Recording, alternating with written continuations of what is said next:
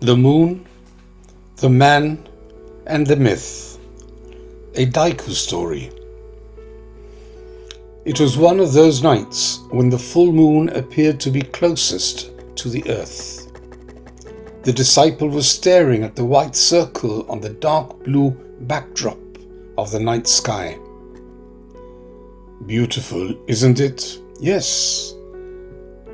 Tell me, does it feel as if you stretched out your hand, you could almost touch it? Indeed it does, replied the disciple, dreamily. The master looked at his pupil.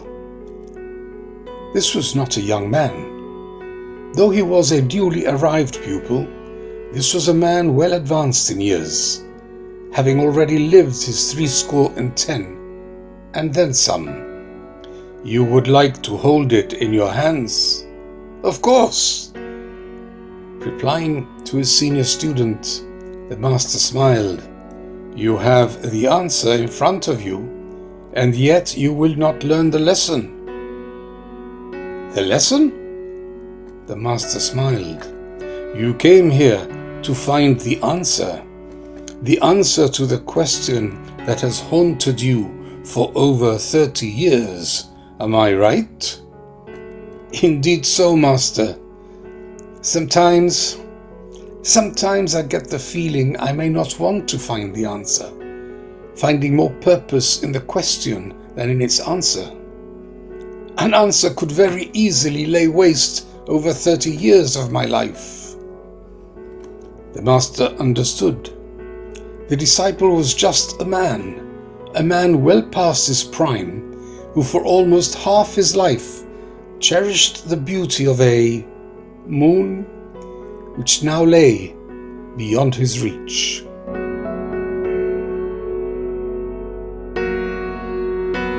How long have you loved for?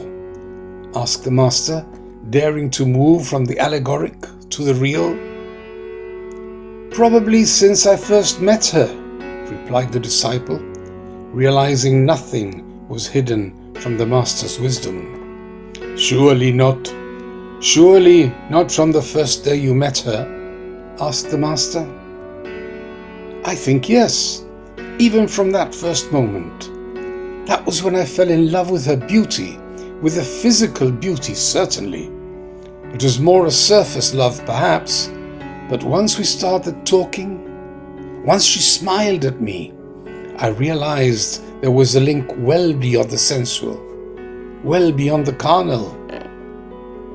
He fell silent, allowing the tide of thoughts swirling for so long inside his mind to break on the shores of a reluctant reason.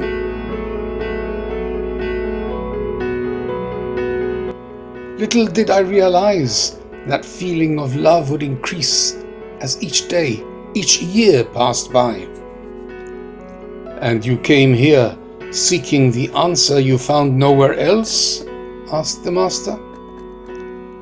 I sought the answer within myself and found only a deep longing. I thought the answer was in the knowledge I had gathered in the 40 years prior to having met her. But no, I did not find the answer there. I sought the answer in my faith, but alas, my faith was shallow, or at least too shallow to reach the depth this question plumbed. The master thought this through and asked, where else did you seek answers? I sought it in books I had read, in poetry I had written, and I wrote so much of that with her in mind. In silly romantic films that were just fodder. I discarded that quickly enough. I even sought the answer in my personal prayers. But I knew that God stays silent and allows you to find the answer within yourself. A few more moments of peace ebbed between them. And yet the answer was within me. Perhaps, fearing the outcome, I chose not to ask it of myself. The disciple continued to stare at the full moon. And the master noticed how his eyes filled with tears as yet unready to be spilt. "And now?" asked the master. "Now my time is almost complete. We never know how much time we have. Obviously, the more of it that has passed by, the less of it there is left, till you can almost feel your own journey reaching its inevitable end." The master asked, "Yet you stare at the moon and admire its beauty?" "Indeed so, master, indeed so. My eyes have roamed everywhere else, but every star that twinkled, every smile that shone on me and everyone who came close, none provided the oblivion I needed. Nor were any answers there, nothing to put me beyond the pain, nothing to make me forget, nothing to fill my soul. Nothing could fill the vacuum within me." "Have you found the answer now?" The disciple sighed. That simple exhalation of breath conveyed his hopelessness, not just of his many years of a loving that neither died nor was ever truly fulfilled, but the emptiness of all his years from birth to this very breath up to that very moment. All those breaths were heavy with regrets.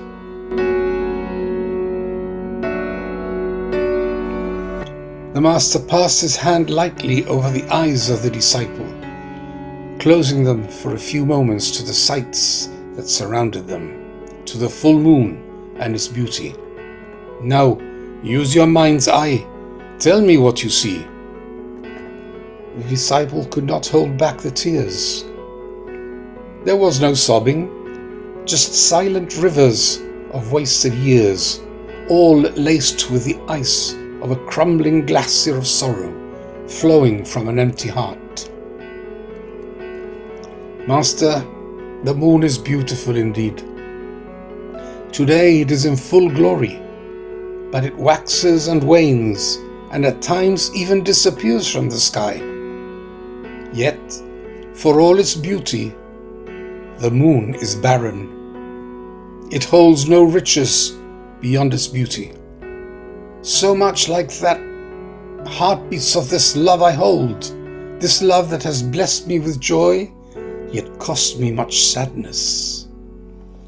Because like the moon, my love for this woman is unreachable, and just as barren.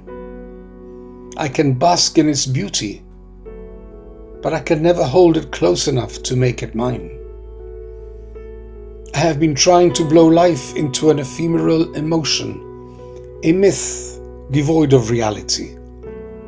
And if I am honest with myself, I would understand that beauty holds no meaning other than itself." "But," prompted the master gently, "but life requires more than beauty. That is the lesson I am forced to face. I should have faced it years ago. Instead, I preferred to hold on to the hope of finally holding it in my hands, the only light I thought I had left in my life. Today I hold up my hand and send from it this message. I can come no closer. You cannot come to me, then I will let you fade forever from my sky. I will know we were never meant to enjoy more than what we had. We had too little, yet even those few kisses, those few days of romance and nights of passion were more than so many others ever experience." The disciple turned to the master.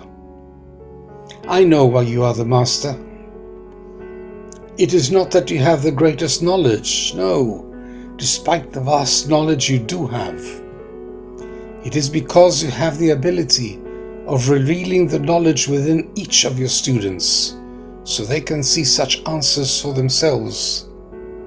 And that indeed makes you a master. With that, the disciple rose and walked away, wondering how many steps it would take before his mind healed the open wound his heart still bled from. But the healing would come. It would come with peace and no bitterness. Having accepted that which he had so long denied, a tranquility was already beginning to settle within him. The bonds that had him tied were his own bonds, self-made bonds, and so his to sever. And sever he just had. There was life still to be lived, many years or few. He owed it to himself to fill them with the happiness that remained, once reason prevailed over emotions, reality over fantasies.